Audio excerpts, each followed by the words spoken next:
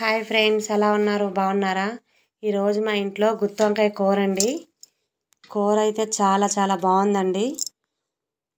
వంకాయలు అయితే చాలా లేతగా చాలా బాగున్నాయండి.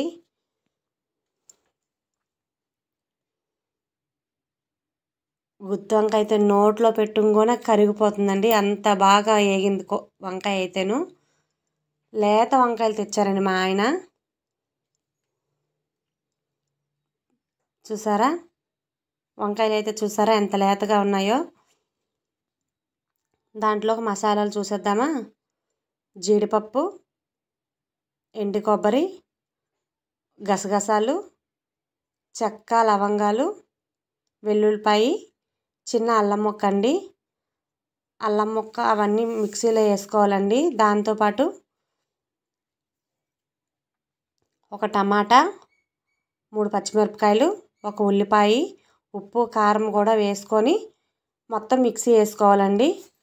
వంకాయలు వచ్చి 4 పలగలా మనం ఇలా కోసుకోవాలి, కట్ చేసుకోవాలి. ఆ మిక్సీ వేసిన పేస్ట్ ఉంది కదా, అదైతే 4 పలకలు పెట్టుకోవాలండి. వంకాయలు అయితే కూరుకోవాలి.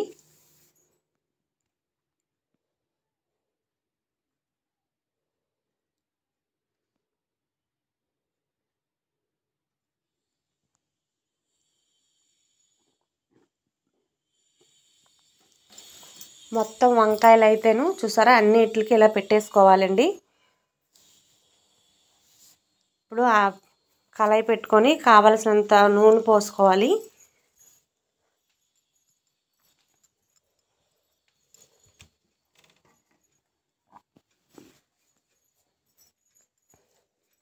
దాంట్లో కొంచెం ఆవాలు, కొంచెం జీలకర్ర, మినపప్పు, ఒక ఎండుమిరపకాయ వేసుకోవాలండి.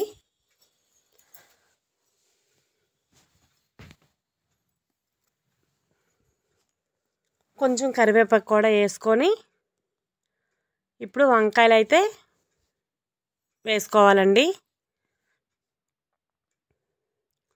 ఎక్కువ టైం పట్టదండి, ఎందుకంటే వంకాయలు అయితే చాలా లేతగా ఉన్నాయి, తొందరగానే మగ్గిపోయాయండి.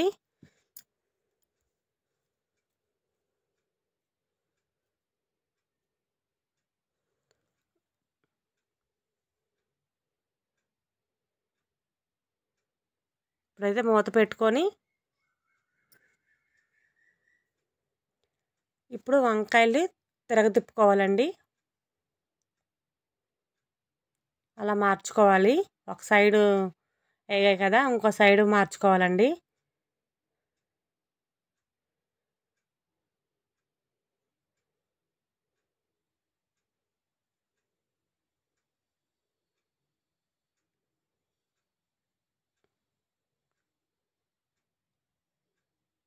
అలాగ వేగిన వంకాయలో మనకు కొంచెం మిగిలింది కదా పేస్టు, అది కూడా వేసేసుకోవాలండి. వేసేసుకొని నిదానంగా కలుపుకోవాలి.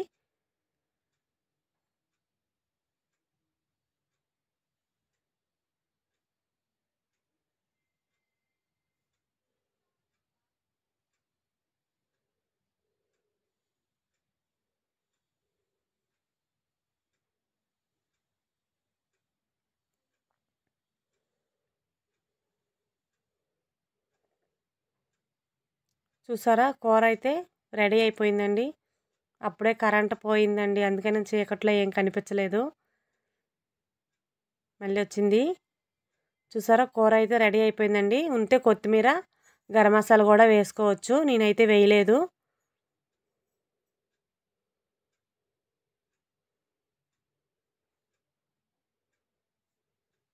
చూడండి ఎంత బాగుందో. రైస్లోకైనా, చపాతీ